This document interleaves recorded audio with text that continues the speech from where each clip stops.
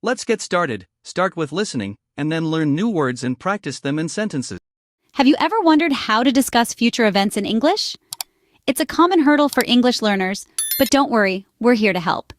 Today we're diving into the world of future tenses in English, a vital tool that allows us to discuss what's yet to come.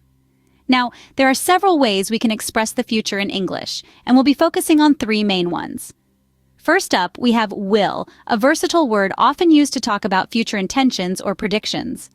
Next, we have going to, perfect for discussing planned actions or predictions based on evidence. Lastly, we have the present continuous tense, a neat little trick that lets us talk about definite future arrangements. Each of these tenses has its unique uses and quirks, and we'll be exploring all of them in detail, so buckle up and get ready to step into the future of your English language journey. Stay tuned to learn more about each of these ways to talk about the future. First up, we have will, a commonly used verb for future tenses. When we talk about the future, we often use will. It's a modal verb, which means it needs another verb to complete its meaning. For example, I will call you later. Here, will is followed by the base form of the verb call. Now let's look at the positive form. Simply use the subject followed by will and the base form of the main verb, like she will attend the meeting. But what about the negative form? Just add not after will. So our previous example becomes she will not attend the meeting, or more commonly, she won't attend the meeting. And to form a question with will, simply switch the subject and will. For instance, will you help me with this project? So when do we use will?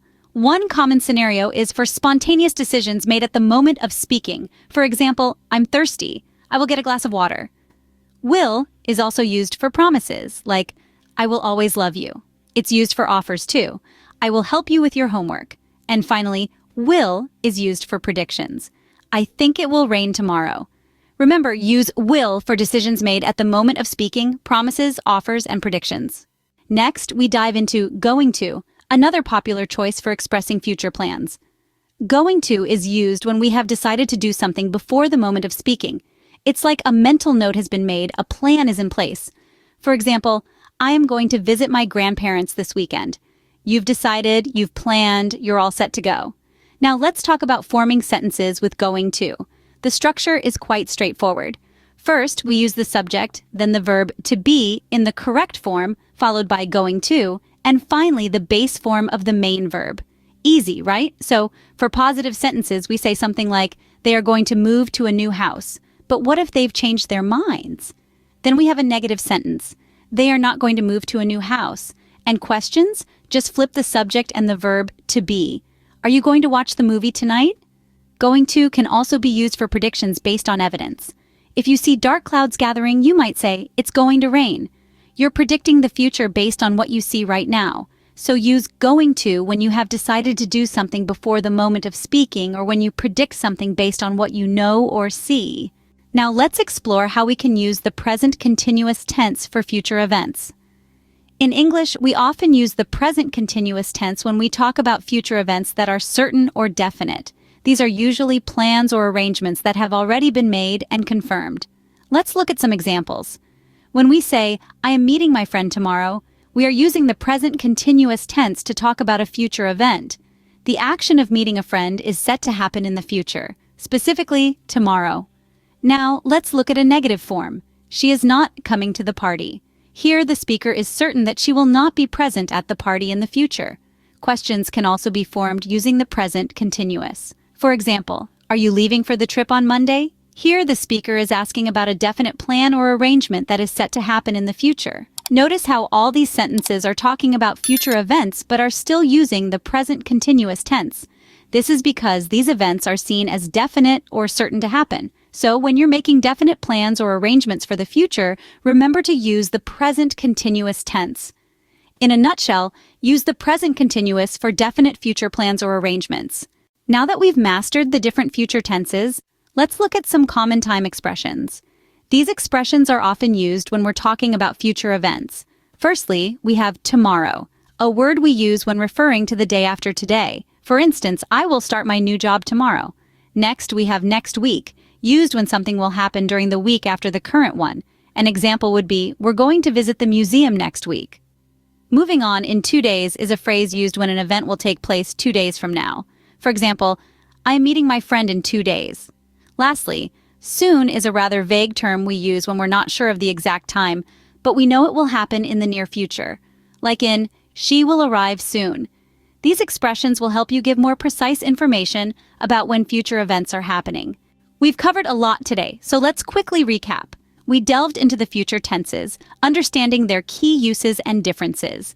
To express spontaneous decisions, promises, offers, and predictions, we use will. For instance, I will call you later, or will you help me with this project?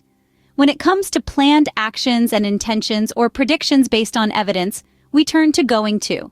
For example, I am going to visit my grandparents this weekend, or are you going to watch the movie tonight?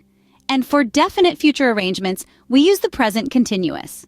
Like in, I am meeting my friend tomorrow, or are you leaving for the trip on Monday? We also looked at common time expressions such as tomorrow, next week, in 2 days, and soon, which often accompany future tenses. Now it's quiz time. Let's see how well you've absorbed all this information. Here are a couple of questions. What are you doing this weekend? And are they going to travel next month? Think about which future tense to use and how to structure your sentences. With these tools in your English language toolkit, you're ready to confidently talk about future events. Keep practicing, and you'll master these future tenses in no time. Let's learn new words and practice English at level A2. Will. Will used to express future actions or decisions. Example, I will go to the store tomorrow. Going to. Going to used to talk about planned future actions. Example, I am going to visit my grandparents next weekend.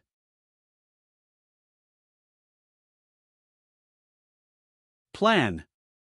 Plan a detailed proposal for doing or achieving something in the future. Example, we plan to travel to France next summer. Tomorrow. Tomorrow, the day after today. Example, she will start her new job tomorrow.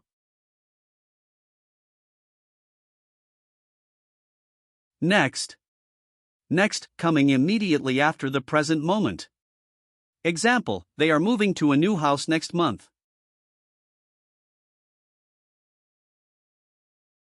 Later. Later, at a time in the future, after the present. Example, I will call you later.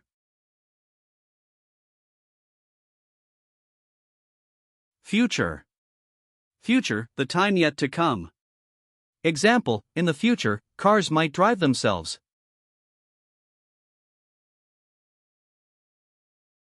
Soon.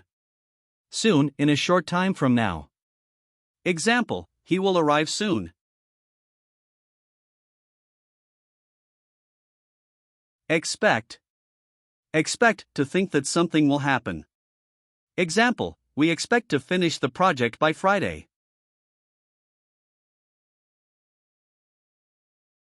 Schedule. Schedule a plan that gives expected times for different events.